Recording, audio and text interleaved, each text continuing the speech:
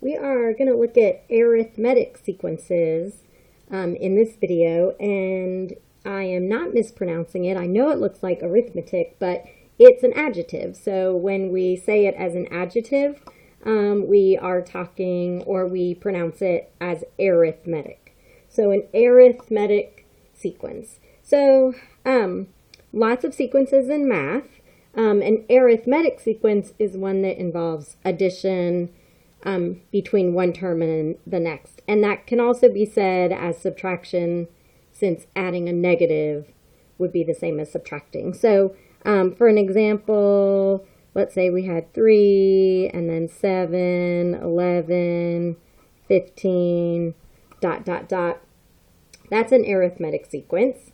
We could have 19, 16, 13, 10, on and on. That's also an arithmetic sequence. So anytime that we have addition or subtraction between our terms, that is an arithmetic sequence. So a few things to know about arithmetic sequences, just more terminology and how we write things. So we say that the first term of a sequence is A1. So this is a subscript, so it is the opposite of an exponent. So it's down below, it's small. And this represents that right there, and as the 3 also is our first term. So A2 is going to be known as our second term. A3 would be our third term. A4 would be the fourth term, and so on. And as we know, these sequences are going to go on forever. So we say this right here, which is AN, this is going to be the nth term of the sequence. So as math teachers, we might say, what is the 81st term of the sequence? So that means that we would replace that n with 81. So the n is the term number, which is basically the placement, like where is this term in line. So A81, since I use that as an example, that would be the 81st term of a sequence. So that's just a little terminology for you, or actually more of like notation, I guess, than terminology. The other thing that we want to mention is that in between each term is a value that is being added or subtracted. And when we look at this one, from here to here, I added 4, from there to there, I added 4, from there to there, I added 4. On this sequence example right here, I subtracted 3, and then I subtracted 3, and then I subtracted 3. So these are arithmetic sequences because there is a common value between each term. And we recognize that as the D. And it really stands for the common difference. But that is the pattern, the number that you're adding or subtracting. But you could be adding a negative. So that is the value that you're adding from one term to the next. And that's known as the common difference. So when we ask you to, let's take this first one right here. Let's say that I asked for you to, so I'm just going to rewrite it, I guess. So 3, 7, 11, 15, ... If I asked you for the 6th term in this sequence, probably what you would do is, here's the first one, 2nd, 3rd, 4th. So what we need is 5th and 6th. So it's probably pretty easy to just go ahead and add 4, which would make that 19, and add 4 to that, which would make that 23. So we can just go on up and see that by adding 4 each time, we can easily get to the 6th term. But what if I asked for the 21st term? So now it's not necessarily so easy. A few reasons. One, we could easily lose track of what term number we're on. And second, we always like to find a shortcut. And a shortcut in math is basically an equation. So what we want to do is see if we can figure out, is there an equation that we can come up with, a shortcut, to get to the 21st term of this sequence without sitting here and counting out all of the terms. So you might already be thinking, oh, I know that each time we multiply by each time we add 4, if I want the 21st term, maybe I should just do 4 times 21, which is an excellent starting point. The only thing that we need to consider is that the pattern doesn't start at 0. The sequence is starting at 3. So let's just take a look at this. I'm going to go back and label this a little more specifically. So here's our first term, second, third, fourth, fifth, and sixth. And I know that to get to, sorry about that. To get from one term to the next, I added 4. To get from here to here, I added 4 again. To get to the 4th term, I added 4 again. To get to the 5th term, I added 4 again. To get to the 6th term, I added 4 again. So if we look at this, then we could probably conclude that every time we want to get to a term, so for example, to get to the 2nd term, I added 1 4. To get to the 3rd, I had 2. To get to the 4th, I had 3. To get to the 5th term, I added 4 4s. To get to the 6th term, I added 5 4s. So every time I want to get to a specific term, I'm actually adding 4, 1 less. So again, to get to the 2nd term, I had 1 4. To get to the 3rd term, I had 2.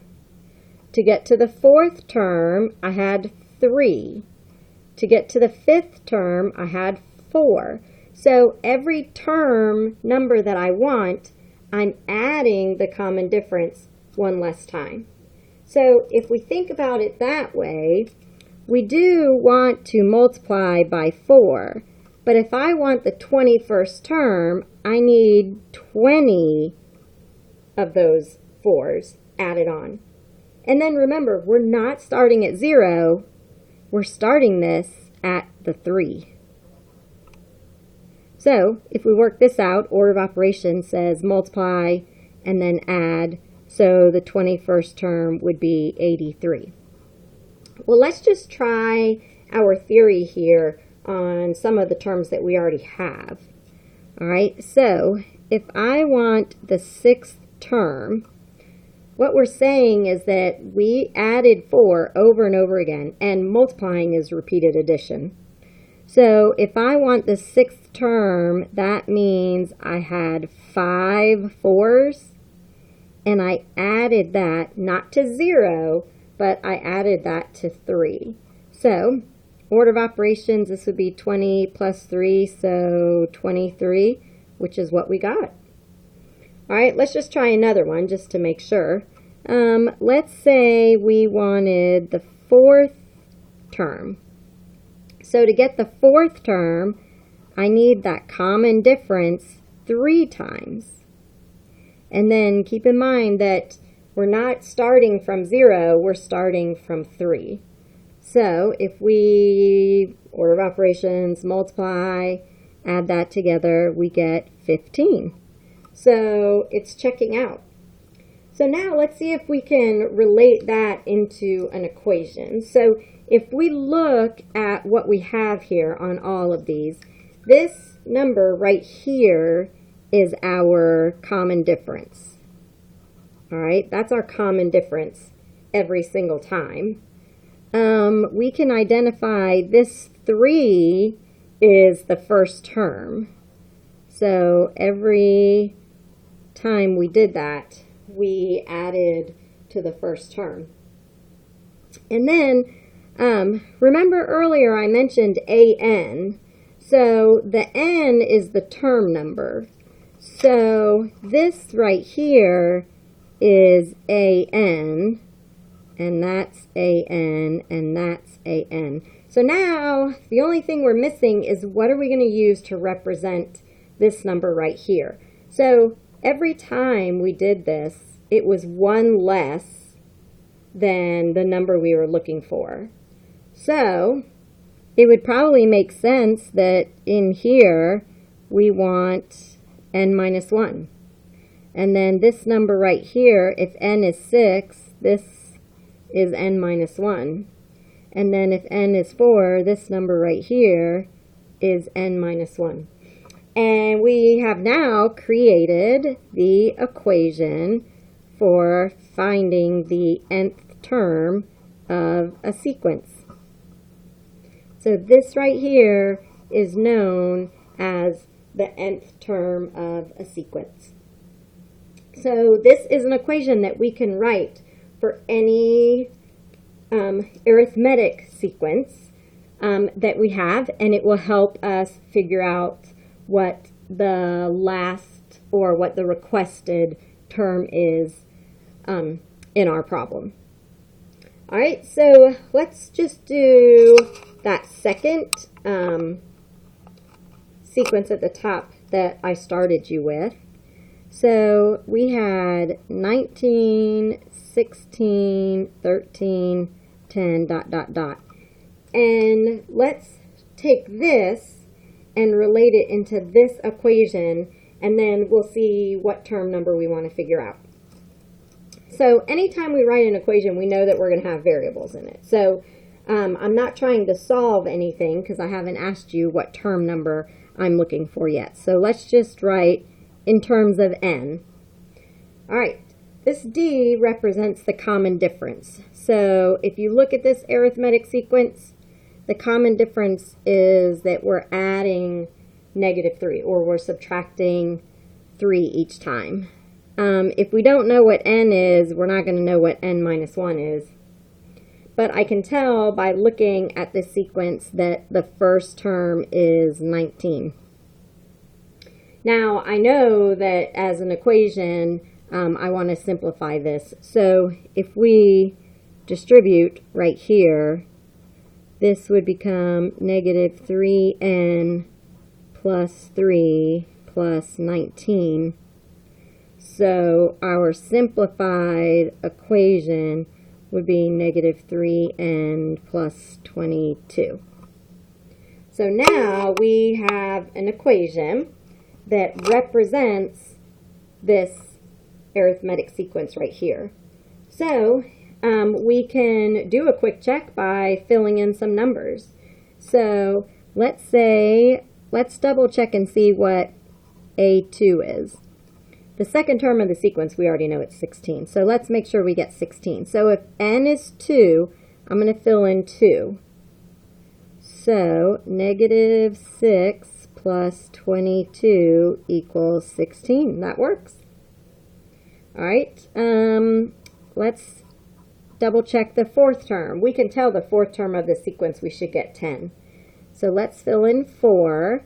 So if we fill in 4 right here, we'll get -12 plus 22, which equals 10. So we feel very confident that this right here is an equation that we can use to find any term in that sequence.